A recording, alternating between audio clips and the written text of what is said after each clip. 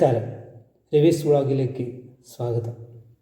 ദുഃഖമാണെങ്കിലും നിന്നെക്കുറിച്ചുള്ള ദുഃഖം എന്താനന്ദമാണെനിക്കുമനേ.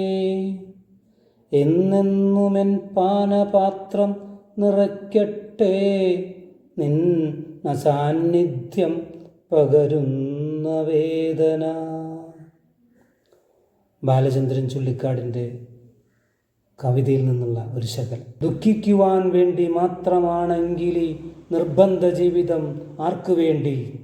നമുക്ക് ടെൻഷൻ വരുമ്പോൾ, നമുക്ക് സ്ട്രെസ് വരുമ്പോൾ എന്തിനാണ് നമുക്ക് ഈ ജീവിതം എന്ന് തോന്നുന്ന പല ആളുകളും നമുക്കിടയിൽ ജീവിച്ചിരിപ്പുണ്ട്. നമ്മുടെ സർക്കാർ സ്ഥാപനങ്ങളിൽ ജോലി ചെയ്യുന്നവർ, പ്രൈവറ്റ് ജോബ് ചെയ്യുന്നവർ, കോർപ്പറേറ്റ് ജോലി ചെയ്യുന്നവർ, അങ്ങനെ നിരവധി ആളുകൾ നമുക്കിടയിലുണ്ട്. അവർക്ക് സ്ട്രെസ്സ് വരുമ്പോൾ അവർ ചിന്തിക്കുന്ന രീതിയാണ്, അവർ ചിന്തിക്കുന്ന ഒരു ആശയമാണ്. പത്രമാധ്യമങ്ങളിൽ കൂടി അറിഞ്ഞ ഒരു വാർത്തയുണ്ടായിരുന്നു. പലരും ടെൻഷൻ മൂലം, ജോലിഭാരം മൂലം ആത്മഹത്യ ചെയ്യുന്ന പ്രവണത. ഈ അടുത്ത ദിവസങ്ങളിൽ 2-3 പോലീസ് ഓഫീസർമാർ ആത്മഹത്യ ചെയ്യുകയുണ്ടായി. ആ പോലീസ് ഓഫീസർമാർ ആത്മഹത്യ ചെയ്തതിൻ്റെ കാരണങ്ങൾ ചെയ്യുന്ന ആ ജോലിയുടെ കടുത്ത ഭാരം മൂലമാണ് മനസ്സിലാക്കുവാൻ കഴിയുന്നത്.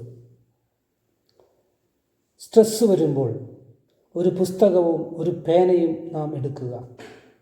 നാം ജോലി കഴിഞ്ഞ് നമ്മുടെ റൂമിലേക്ക് എത്തുമ്പോൾ, നമ്മുടെ വീട്ടിലെത്തുമ്പോൾ നാം ചെയ്യേണ്ടുന്നത്, സ്ട്രെസ്സാണെങ്കിൽ നമുക്ക് തലവേദന ഉണ്ടാക്കുന്ന ഒരു വിഷയമായിരുന്നു ഇന്ന് ഓഫീസിൽ നടന്നതെങ്കിൽ നാം തീർച്ചയായും റിലാക്സ് ചെയ്യുവാൻ വേണ്ടി ഒരു പേനയും ഒരു പുസ്തകവുമോ ഒരു കടലാസോ നാം എടുക്കുക. അതിനുശേഷം ഓരോരോ ചോദ്യങ്ങൾ നാം ചോദിച്ചു കൊണ്ടിരിക്കുക.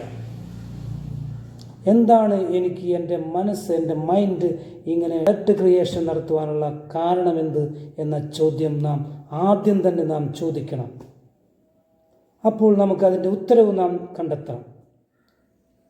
അത് എൻ്റെ സുപ്പീരിയർ, എൻ്റെ GM അല്ലെങ്കിൽ എൻ്റെ സുപ്പീരിയർ ഓഫീസർ പറഞ്ഞതുകൊണ്ടാണ് എനിക്ക് അങ്ങനെ സ്ട്രെസ്സ്, എൻ്റെ മൈൻഡ് ഹർട്ട് ക്രിയേറ്റ് ചെയ്യുവാൻ കാരണമായിട്ടുള്ളത് എന്ന് നാം അടിയിൽ ഉത്തരവും എഴുതുക.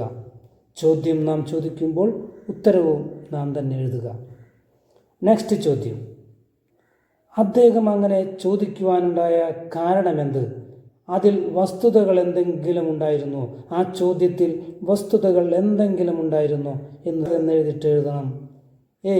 അദ്ദേഹം ചുമ്മാ പറഞ്ഞായിരിക്കും, ചുമ്മാ തള്ളിയതായിരിക്കും, അല്ലെങ്കിൽ എന്നെക്കുറിച്ച് അറിയാത്തത് കൊണ്ട് വിവരമില്ലായ്മ എന്തെങ്കിലും എഴുന്നള്ളിച്ചതായിരിക്കും എന്ന് കരുതി നാം. മൂന്നാമത്തെ പ്രധാനപ്പെട്ട ചോദ്യം, അങ്ങനെയാണെങ്കിൽ ഞാനെന്തിന് എൻ്റെ മൈൻഡ് ഞാനെന്തിന് ഇത്തരത്തിൽ ഡിസോർഡർ ആക്കണം എന്ന് നാം അവിടെ ക്വസ്റ്റ്യൻ ചോദിക്കണം.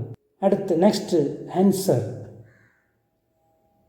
അദ്ദേഹം അങ്ങനെ, അല്ലെങ്കിൽ എൻ്റെ സുപ്പീരിയർ അല്ലെങ്കിൽ എൻ്റെ GM അങ്ങനെ പറഞ്ഞു എങ്കിൽ ഞാൻ എന്തിന് ഇങ്ങനെ ആവണം? അല്ല, പുല്ലുവില നമ്മുടെ മനസ്സിൽ നിന്നും പറിച്ചെറിയപ്പെടും.